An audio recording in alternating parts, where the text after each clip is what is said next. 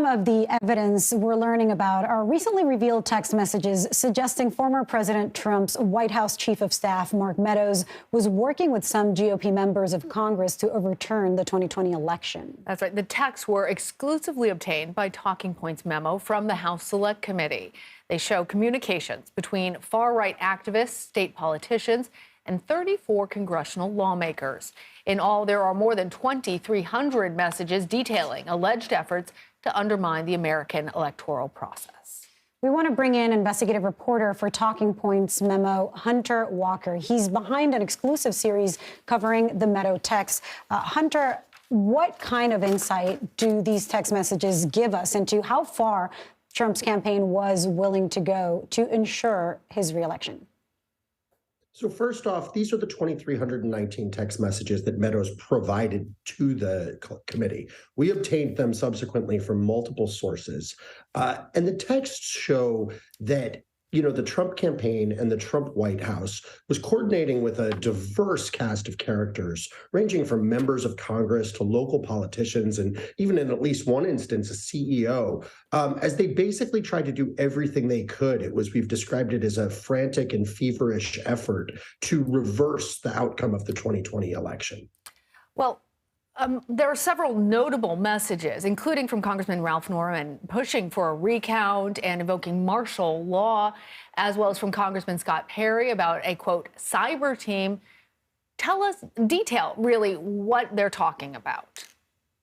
Well, in total, we saw Meadows correspond with at least 34 members of Congress about efforts to overturn the election. And part of the reason I say at least is, we know that the messages that we got to look at are just the tip of the iceberg. As I was saying earlier, these are the messages that Meadows provided to the committee. There's a lot of indications in the evidence that my team and I have gone through that, he was incomplete in turning over his correspondence. When he was texting with Scott Perry, the two of them talked about moving over to Signal, an encrypted messaging app. There were also a couple conversations that kind of seemed to begin and end out of nowhere without clear context. And we're aware of a few instances, as we've reported on this, where he was incomplete in the record he handed over. So that's really notable. That's the first thing that we sort of have to specify here. And as you may remember, about a year ago, Meadows was briefly cooperating with the committee.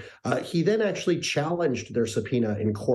And that case is ongoing. So, they never got a complete look at his phone or his phone records. It was just this window that he and his team provided. And yet, even though this is what Mark Meadows was willing to have the world see, it showed that the Trump White House and their allies politically were working on a variety of schemes to, challenge the vote, from pushing for injunctions and audits to, presenting alleged evidence of fraud. And, we should note in every instance that we reviewed what they were talking about on these texts and that courts had a chance to review the allegations of fraud. It was just baseless. And, officials at every level of government, including multiple from within the Trump administration, have been clear this was like the most secure election in American history.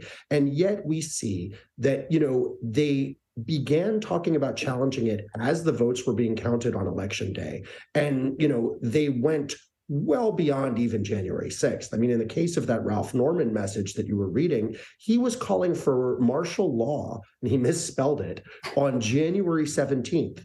3 days before Joe Biden was set to take office. So what you really see here, and I think about 20% of the messages in total involve members of Congress, is a coordinated political effort to, reverse the will of the American people.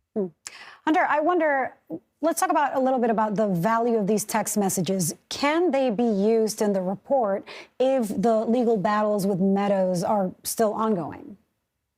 Well, he provided these text messages before his lawsuit.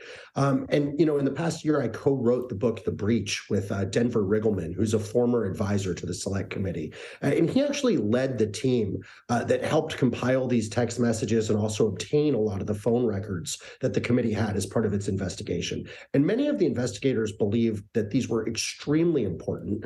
We wrote about how they called these text messages the quote unquote crown jewels for the exact reason I was outlining before. I mean, they really outline who was involved and, kind of what the various thrusts of this plotting were. So the committee absolutely can use this. I think the question is whether they will. We see some new reporting from the Washington Post this morning about kind of discord on the committee and concerns that Liz Cheney in particular is focusing too much on Trump.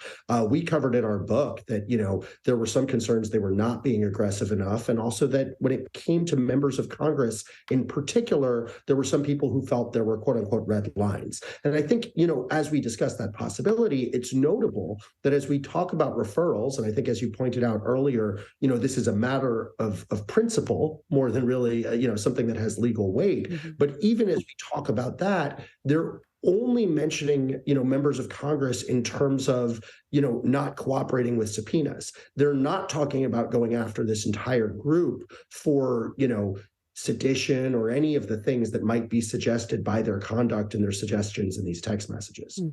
Hunter Walker, thank you. Thanks for having me.